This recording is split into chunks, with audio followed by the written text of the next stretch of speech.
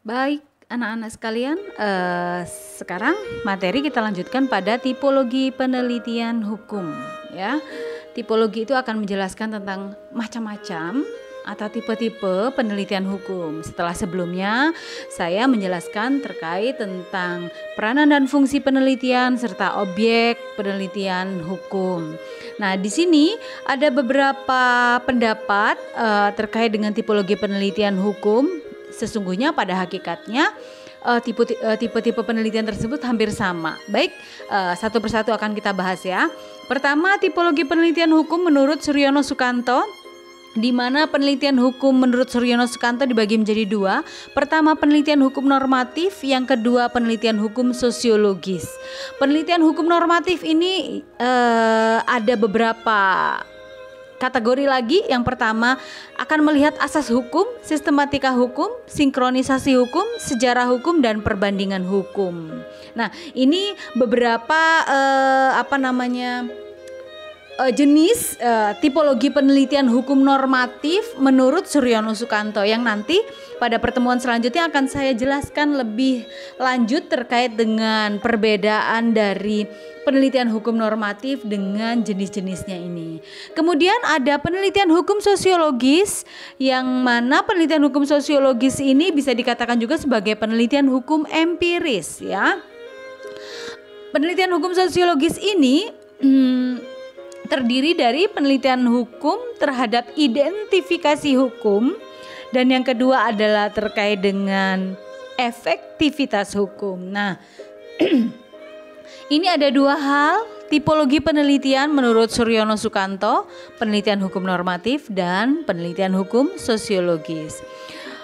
Sedangkan menurut Sutandyo Vingyo Subroto, penelitian hukum itu ada dua.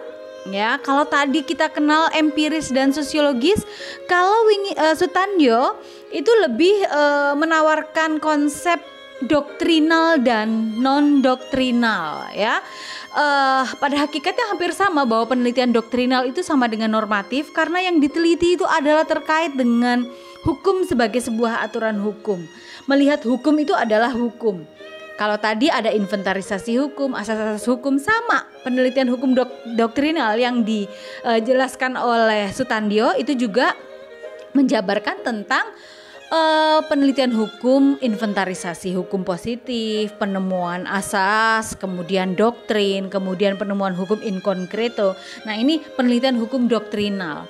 Sedangkan penelitian hukum non doktrinal itu hampir serupa dengan penelitian hukum sosiologis atau empiris tadi, yakni penelitian hukum yang berupa studi-studi empiris terkait dengan teori-teori mengenai proses terjadinya hukum, ya, bekerjanya hukum di dalam masyarakat.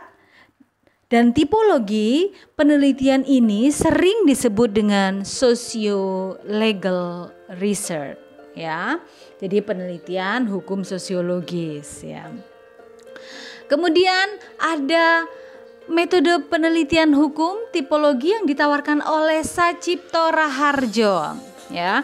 Sacipto Raharjo ini memilih untuk melihat hukum sebagai perwujudan nilai-nilai tertentu. Maka pilihan-pilihan tersebut akan membawa seorang peneliti pada metode penelitian yang disebut dengan metode idealis. Ketika yang diteliti itu adalah hukum sebagai perwujudan daripada nilai-nilai, maka itu disebut dengan metode idealis. Metode ini akan senantiasa berusaha untuk menguji hukum yang harus mewujudkan nilai-nilai tertentu. Apakah nilai kemanfaatan, apakah nilai kepastian, atau nilai keadilan. Nah, ini jadi Sacipto Raharjo itu menawarkan metode yang disebut dengan metode idealis. Kemudian ada metode yang disebut dengan metode di mana seorang peneliti itu akan melihat dan memilih hukum sebagai sebuah sistem peraturan yang abstrak, maka perhatian akan terpusat pada hukum sebagai lembaga yang benar-benar otonom. yang bisa kita bicarakan sebagai subjek tersendiri. Terlepas dari kaitannya dengan hal-hal itu, hal-hal di luar peraturan tersebut. Artinya bahwa di sini melihat bahwa hukum itu dibuat oleh lembaga yang berwenang. Ya, sehingga melihat kajian metode penelitian ini akan melihat bahwa hukum itu sebagai sebuah sistem peraturan yang abstrak.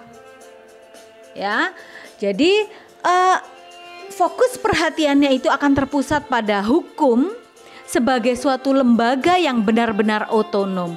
Jadi hukum itu otonom, hukum itu tidak dipengaruhi oleh nilai-nilai yang ada di luar hukum. Nah, ini lebih melihat pada aspek positivistik ya. Jadi melihat hukum itu sebagai sebuah lembaga yang otonom yang tidak terpengaruh oleh aspek-aspek lainnya. Kemudian ada metode yang ditawarkan oleh Sacipto Raharjo, yaitu melihat dan memilih hukum, memahami hukum sebagai alat untuk mengatur masyarakat. Maka pilihannya akan jatuh pada penggunaan metode sosiologis. Metode sosiologis di sini merupakan metode yang mengaitkan hukum pada usaha untuk mencapai tujuan-tujuan untuk memenuhi kebutuhan konkret dalam masyarakat. Apakah hukum itu sudah mampu memberikan keadilan bagi masyarakat? Sudah mampu memberikan kepastian kepada masyarakat?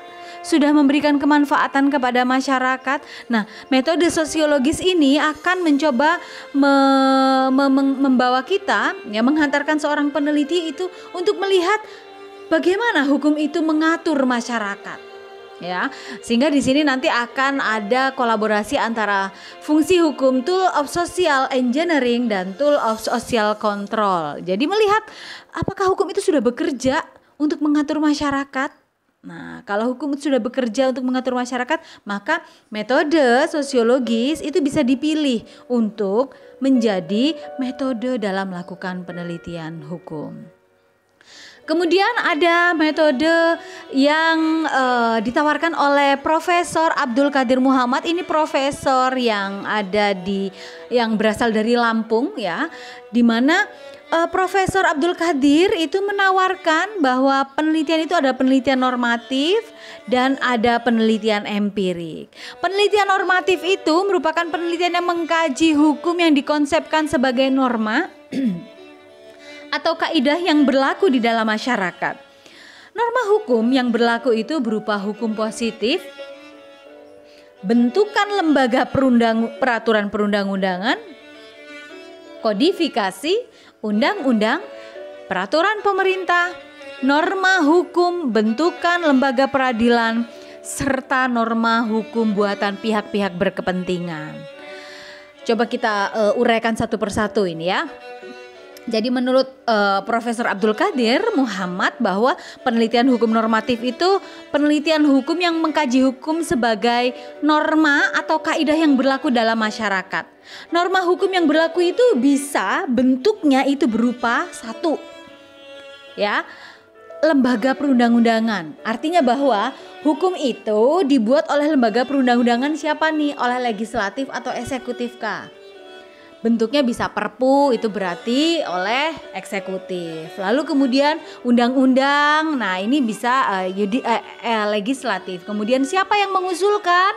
Nah, dari eksekutif kepada legislatif. Nah, ini penelitian hukum normatif menurut Profesor Abdul Qadir Muhammad itu akan melihat prosesnya seperti itu. Kemudian akan melihat kodifikasi. Kodifikasi itu adalah pembukuan, ya. Hukum yang sudah dibukukan, yang sudah dikodifikasi, KUHP, KUH Perdata, KUHD, kemudian Kitab Undang-Undang Hukum Perburuan. Nah, apakah dalam kodifikasi hukum tersebut itu ada sesuatu yang bisa kita teliti, ya? Jadi bisa melakukan konsep perbandingan hukum dengan melihat kodifikasi hukum yang ada di Indonesia dengan yang di Perancis, dengan yang di Belanda. Nah, itu bisa, ya. Kemudian melihat bentuk-bentuk hukum positif atau norma hukum itu dari bentuk undang-undangnya, PP. Nah, undang-undang PP ini kita bisa lihat dalam pasal 7 Undang-Undang Nomor 12 Tahun 2011 tentang tata urutan perundang-undangan. Nah, itu bisa kita lihat apakah bentuknya undang-undang, PP, Perpres, Perda dan lain sebagainya. Kemudian norma hukum bentukan lembaga peradilan seperti jurisprudensi. Nah, ini bisa dikatakan juga sebagai bagian daripada yang bisa diteliti dalam penelitian hukum normatif. Kemudian norma hukum buatan pihak-pihak yang berkepentingan, kontrak, atau kalau dalam perspektifnya lembaga keuangan syariah bisa bentuknya akad, ya, laporan hukum, catatan hukum, RUU. Nah, ini bisa dijadikan sebagai objek dari penelitian hukum normatif, ya. Kemudian ada penelitian hukum empirik, ya. Penelitian hukum empirik ini penelitian hukum normatif empirik terapan mengkaji pelaksanaan atau implementasi hukum positif dan kontrak secara faktual pada setiap peristiwa hukum. Sehingga dia akan melihat bagaimana aturan hukum itu terjadi di masyarakat, diterima oleh masyarakat dan dilaksanakan oleh masyarakat. Nah, apa yang ditawarkan oleh Profesor Abdul Qadir ini hampir serupa dengan yang ditawarkan oleh Profesor Suryono Sukanto, ya. Kemudian bisa dikatakan bahwa penelitian hukum empiris ini penelitian hukum yang mengkaji hukum yang dikonsepkan sebagai perilaku nyata, ya, sebagai gejala sosial yang sifatnya tertulis yang dialami setiap orang dalam hubungannya di kehidupan bermasyarakat. Oleh karena itu penelitian hukum empiris disebut juga dengan penelitian hukum sosiologis. Penelitian hukum ini menggali pola perilaku yang hidup di dalam masyarakat sebagai gejala yuridis. Maka dari beberapa tipologi penelitian hukum yang saya jelaskan tadi bisa disimpulkan bahwa untuk mengkaji problem-problem hukum yang terjadi, seorang peneliti itu bisa menggunakan pilihan-pilihan metode penelitian yang sudah saya sebutkan tadi. Tergantung kebutuhan dari penelitian, sesuai dengan objek kajian dan dampingan yang dihadapi oleh peneliti. Adapun beberapa metode yang bisa digunakan oleh peneliti itu bisa penelitian normatif atau yuridis atau doktrinal. Nah, kalau perspektifnya itu sosiologis bisa penelitian hukum sosiologis atau penelitian hukum empiris atau penelitian hukum non-doktrinal. Nah, baik anak-anakku sekalian, itu tadi beberapa tipologi tipologi penelitian hukum yang bisa kalian pilih untuk melakukan penelitian dalam konteks penulisan skripsi. Semoga bermanfaat. Assalamualaikum warahmatullahi wabarakatuh.